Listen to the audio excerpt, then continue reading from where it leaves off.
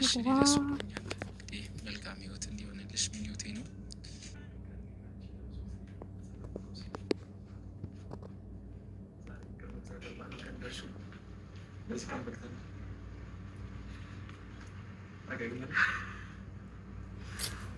ወይኔ ደስ ሲል ሄሉሻ እንግዲህ ዛሬ ቀለበቷን በማስመልከት እኔም ደግሞ ይሄን የመሰለ ምግብ አዘጋጅቼላችኋለሁ። ሰምታችኋል። ኑ ተጋበዙ።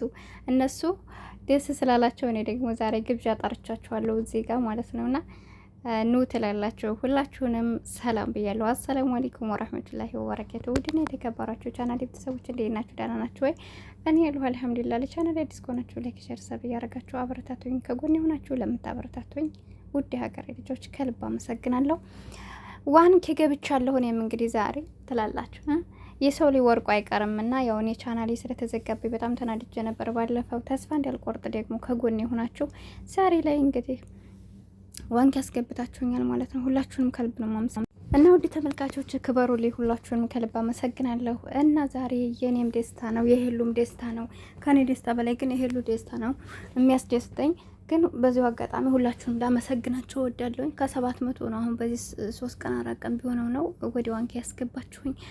የሰው ልጅ በትንሹ ካላመሰገነ ይህ አሁን ዋንኬ ምንም አይደለም። በእርግጥ ግን ብዙም ሆነን አይተነዋል።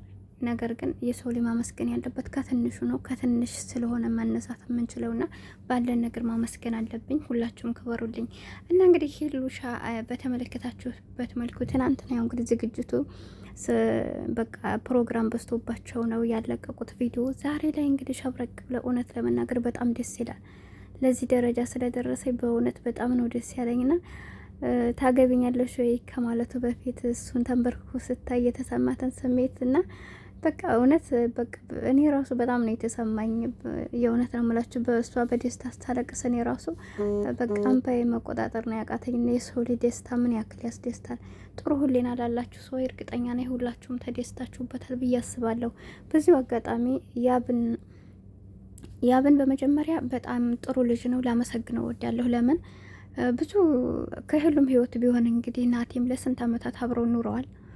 ከዛም ወዲህ እንዳልክም መጥቶ እንግዲህ እየዋሸነ ሽማግሌ ልካለሁ ምናምን እያለ ሲዋሽ ኑሮ መጨረሻ ላይ ሲገነጠል አይታችሁታል። ሌሎችም ዩቱበሮች አሉ እንግዲህ ስንት ለአመታት ለ2 አመታት አመት ከ6 ወር አመትም እየኖሩ መጋባት እያቃታቸው በመሀል እየተጣሉ የሚለያዩ ማለት ነው። የሚፈልጉትን ካገኙ በኋላ ትተው የሚሄዱ አይነትን ዩቱበሮች እያያችሁ ነው እንግዲህ እስካሁን ድረስ።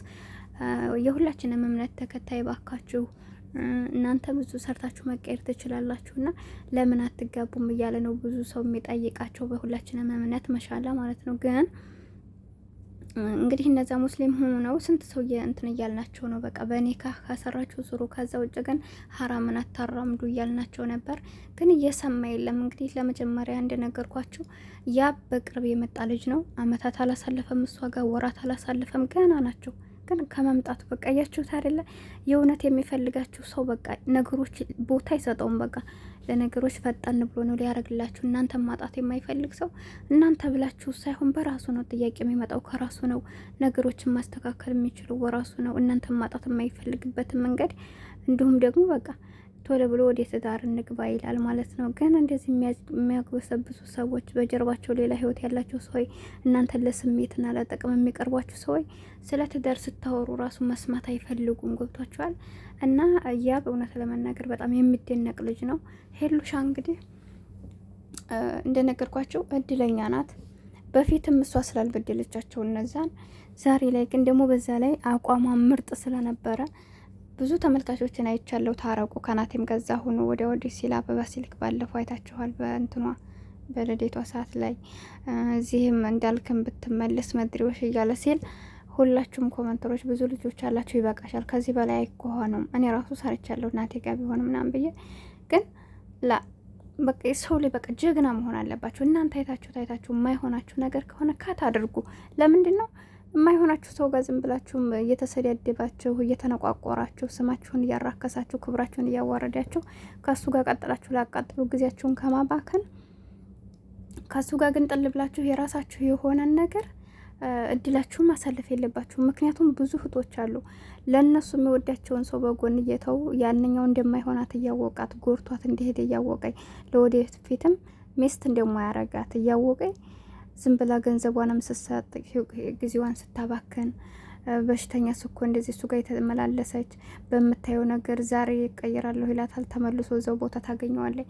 በእንደዚህ አይነት ነገሮች በሽተኛ ሆና ጊዜዋን አባክና ገንዘቧን አባክና መጨረሻ ላይ በቃ ወይ በሽታዋን ይዛ ትመጣለች ወይ ደግሞ በቃ እሱን አጥታ እንደገና በሷ በዙሪያ ያሉ ሰዎችን ታጣለች ማለት ነው። እንደነገርኳቸው አሁን ሄሉ ከዛ ህይወቷ ቶሎ ቁርጥ አድርጋ ባትወጣ ኖሮ ዛሬ ያብጋ ለመጋባት አትሆንም ነበር። እና እህቶች የዛሬው ሄሉ ለሁላችንም ትምህርት ይሆናል። አንደኛ በቃ አንድ ሰው ሄደ ብለን ማዘን እንደሌለብን፣ አንድ ሰው ሄደ ብለን ወርቀን መቅረት የለብንም። ከስኬታችን ጠንካራ ሆናችሁ መውጣት እንዳለባችሁ። ሁለተኛ ደግሞ በትዳር የሚፈልጋችሁ ሰው ዛሬ ነገ እያለ ወይ ደግሞ ከቤተሰቡ እያራቀ እናንተን ስለ ፍቅር ስለ ትዳር ስታወሩ ከዛ በፊት ግንኙነት እናድርግ እያለ ብዙ ነገር እያለ ዝም ብሏችሁ ጊዜያችሁን ይበላችኋል።